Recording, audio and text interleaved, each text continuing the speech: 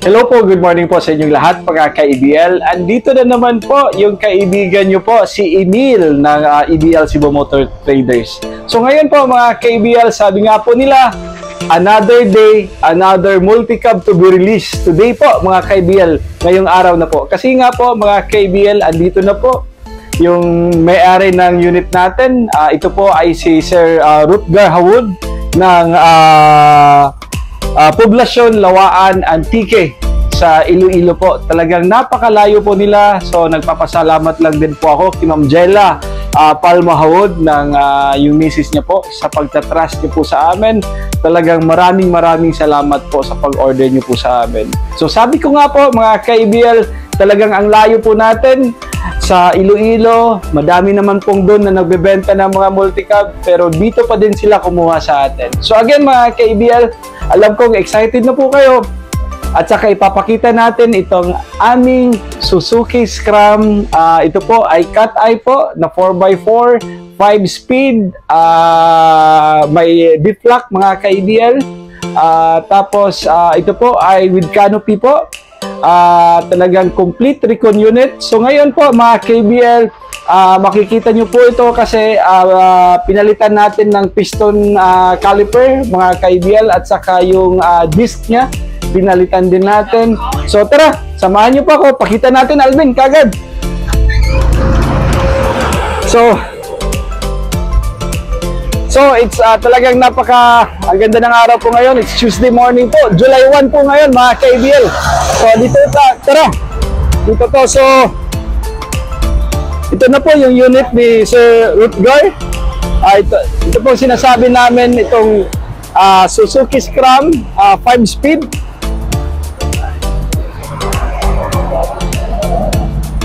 So ito po ay diff-lock po mga ka-EBL, metallic gray. Kung mapapansin nyo po, ito po ay papalitan natin ng piston caliper at saka yung disc niya.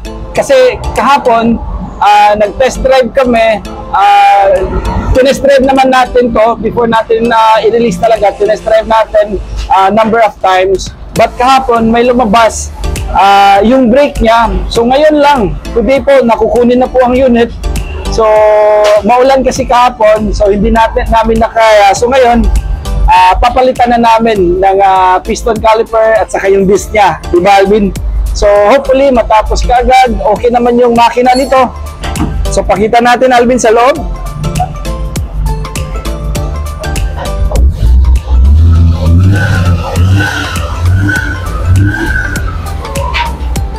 So high and low po to mga ka-EBL.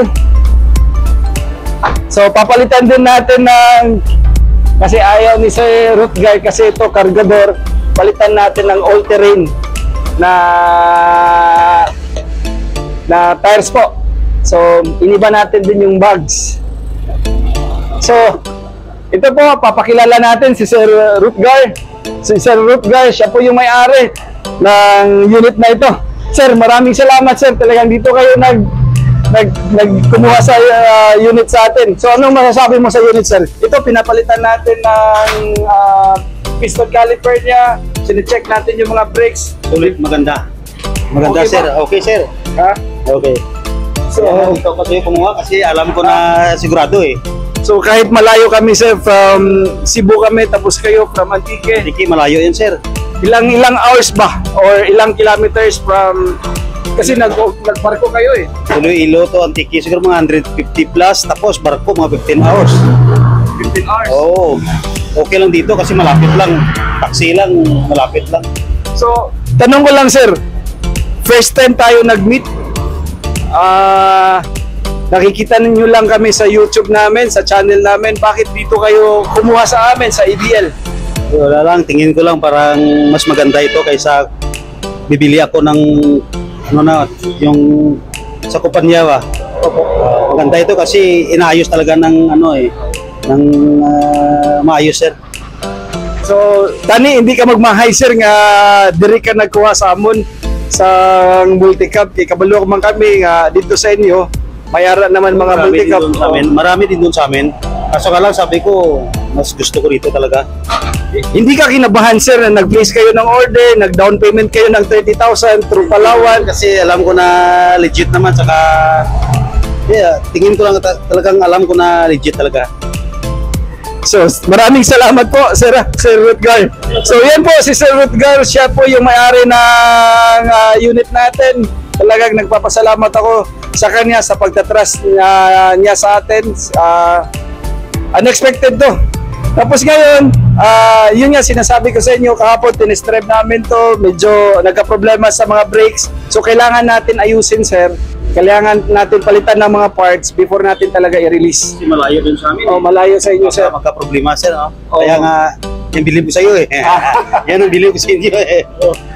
So ayan sir, sinabi ko sa inyo kanina, pinalitan natin to ng water pump, yung makina. So for sure, wala tong overheating.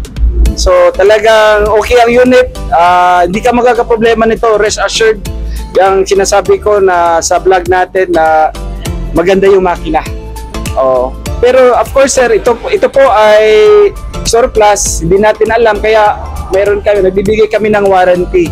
So if ever na magka-problema doon po sa inyo, magsisend po ako ng GCash basta may resibo lang po at saka ipaalam nyo kaagad sa amin kung anong naging problema ng unit. Kasi kahit namin tingnan namin lahat ang unit, hindi natin din alam kasi ginamit na to sa Japan. So yun lang ang mabibigay ko na assurance po sa inyo, Sir Rutger. So maraming salamat talaga, sir. Sana sir, ma-recommend nyo kami sa Iloilo po, sa Antique po. Sana okay. Ako masabi. Okay na. So ayun po mga ka-ABL, so Sir Rutger Hawod ng barangay sa Poblacion Lawaan sa Antique. Talagang maraming salamat po. So shout out ko lang po dyan sa mga Poblacion Lawaan, sa mga katropa ni Sir Rutger. Andito na siya sa amin, sa Cebu. Talagang pumunta siya sa amin dito po. So yan po mga ka-ABL.